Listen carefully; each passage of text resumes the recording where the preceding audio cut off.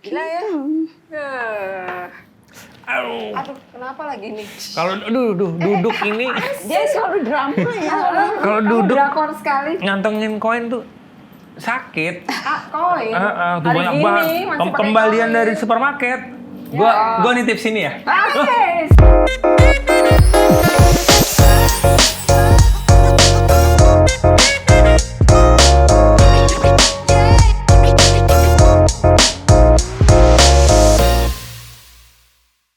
Weh, kalau Emangnya kenapa sih? Oh, Hermes, pantes. kalau koinnya pakai blockchain gue boleh. Oh, beda. Oh, jadi gue nggak bisa nih kalau nitip ini ke sini sini ya. aja, sini. Oke, ya gue simpan lah nanti buat Simpan, ini. ya. Buat Dodi beli permen. Apaan sih itu lu mau Koin. ngomongin koin apa?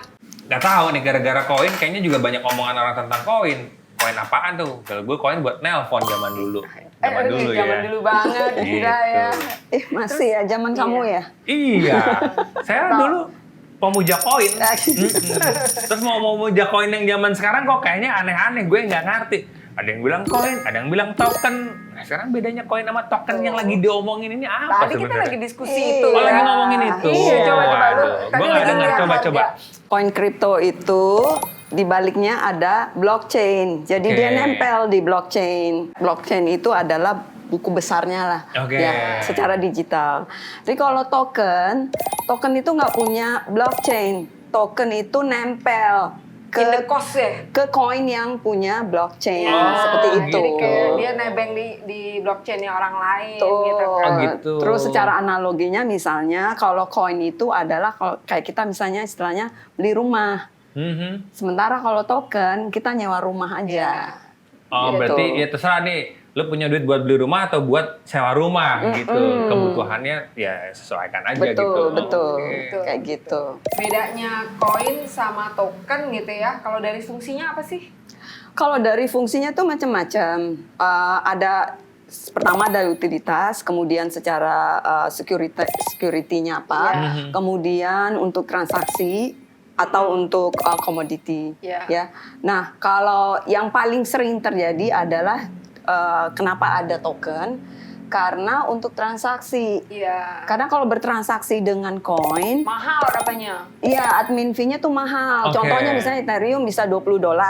Sementara kalau pakai token, 47.000 token itu sama dengan satu koin untuk satu transaksi. Seperti itu gitu. Jadi bisa lebih murah. Iya, lebih murah. Gitu kan. Nah, kalau token itu sendiri bisa buat transaksi nggak? Misalnya buat jual beli atau apa gitu mungkin nggak? Buat kita Bisa. kalau kita beli-beli gitu. Oh, bisa ya? Bisa. Jadi alat tukar ya. Iya, alat tukar. Salah Jadi tukar ya? untuk transaksi itu salah satu kegunaannya.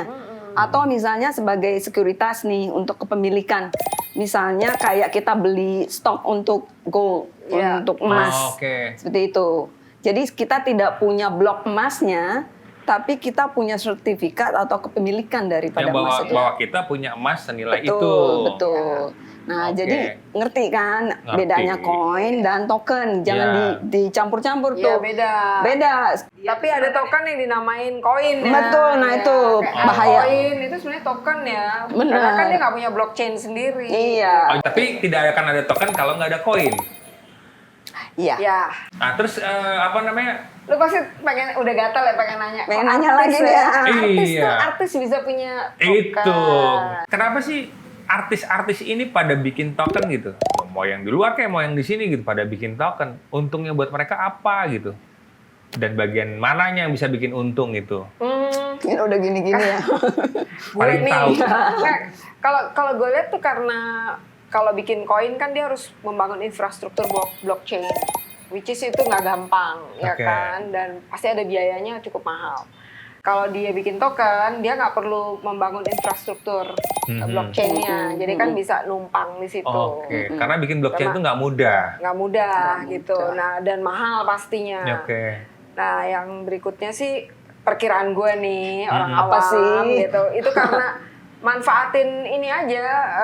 Mereka mau cari cuan gitu loh, Lewat ya kan? popularitas mereka. Iya, karena ini sedang tren, pasarnya Oke. lagi hype kan, dan marketnya ya maksudnya banyak orang yang masih belum ngerti Ups. Itu kesempatan Iya, ini, gitu. Oke. mencuri Oke. kesempatan nih. Gue nggak nuduh sih, gue nggak nuduh. Cuman menurut gue, Tapi fakta ya. faktanya itu kalau kita lihat sekarang kan banyak tuh orang-orang yang akhirnya terjebak kan, bukan Oke. terjebak. Jadi artinya karena ketidaktahuannya, informasi yang diterima itu nggak lengkap gitu. Akhirnya sekarang begitu harganya turun, mereka teriak, loh kok harganya turun sih? Kita mikir loh, emangnya dari awal lu nggak tahu kalau harganya itu bisa jadi turun atau bahkan habis duit lo gitu kan? Oh, jadi biar Kayak ini gitu. tahu nih bahwa harga ketidaktahuan itu mahal. Karena masih banyak yang belum tahu dan sepertinya termanfaatkan, Esik. Itu udah ada belum sih regulasinya di Indonesia tentang token atau koin segala macam tuh udah ada belum di Indonesia?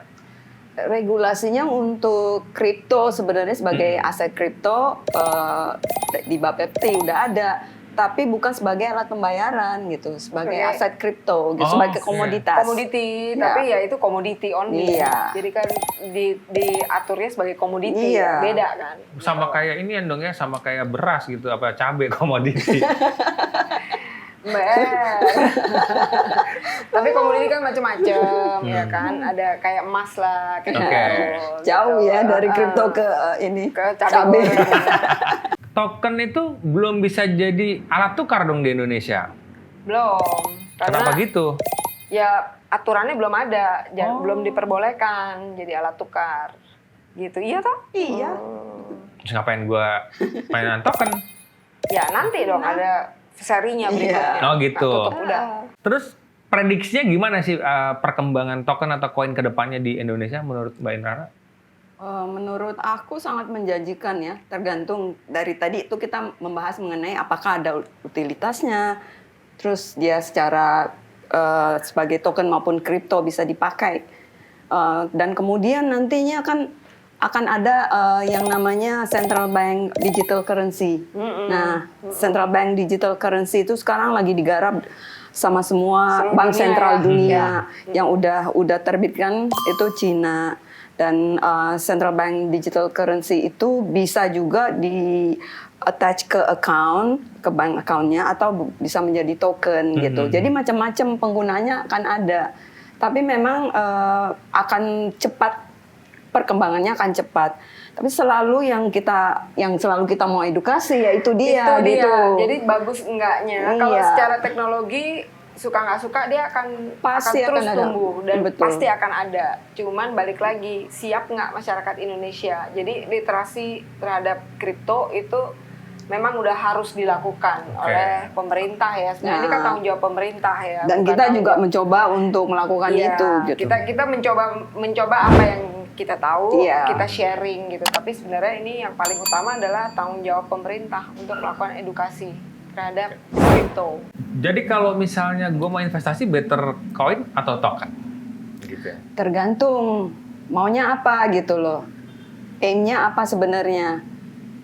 Kalau itu misalnya untuk investasi, oke aja gitu. Bisa koin, bisa token gitu. Tapi yang penting adalah punya ekstra dana nggak untuk itu gitu. Can you afford to lose your itu Bisa hilang tabungan? 100%. Oh, Bisa masih ada hilang chance bisa untuk ada lose chance juga berarti? itu gitu Masih. loh. Dan yang selalu diingat adalah do your own research. Kemudian yang 2L yang kita udah selalu ulangi dan ulangi lagi mengenai fundamental bisnisnya. Kemudian secara legal dia itu ada izinnya nggak gitu. Selalu ingat itu aja gitu. Ya kalau token-token Terus artis jangan itu, FOMO satu Nah, lagi. itu lagi. Kan kadang-kadang wah gila teman-teman gue udah pada beli, gue gue yang banget tuh FOMO. Makanya gue pengen ikutan. Nih token Iya. artis kan lagi rame nih, lagi seru. Apa-apa perlu gue ikutan kah beli token artis menurut Mbak Inrana atau Mas Sapti?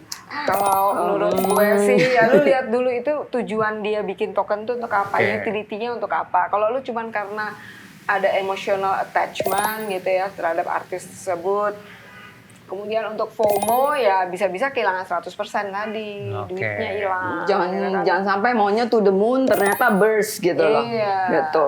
Nah itu ada kemungkinan ada scamnya juga nggak sih Mbak kayak gitu-gitu?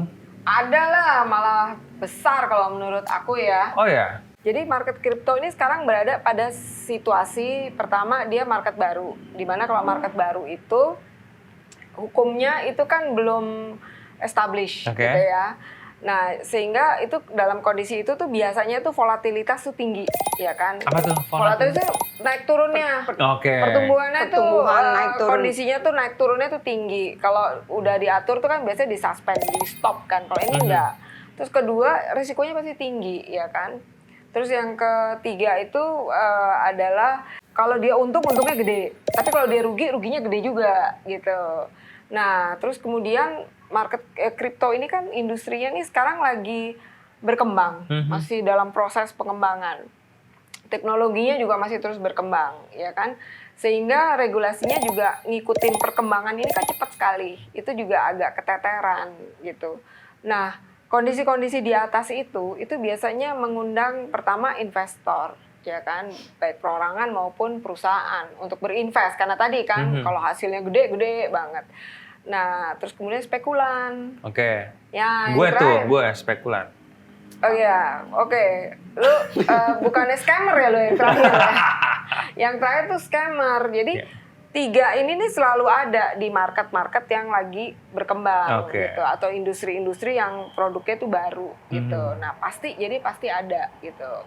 Jadi sebenarnya apa aja sih resiko scam di dunia token dan koin ini yang mungkin terjadi gitu? Scamnya bisa macam-macam. Jadi biasanya ada pencurian data ya, termasuk security code gitu ya. Nanti si korbannya tuh jadi bisa dikelabuinya itu dia disuruh transfer ke digital wallet yang sudah terkompromise gitu loh sama si scammernya gitu. Itu antara lain. Terus apalagi tuh yang banyak yang blockchain-nya itu sebenarnya fiktif gitu.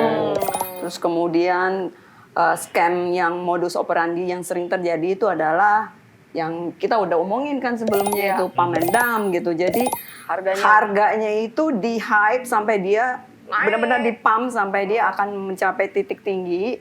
Kemudian itu dijual oleh investor dan udah dump gitu. Jadi investor jatuh gitu, rugi kan. Jadi to the moon jadi burst kan. Kemudian yang namanya juga rug pull kan. Kalau bedanya rug pull adalah ini lebih kepada mengelabui investor gitu. Jadi beberapa investor udah terkumpul, terus dananya udah terkumpul, kemudian developersnya langsung menghilang gitu. Oh, padahal developer tuh aset banget ya?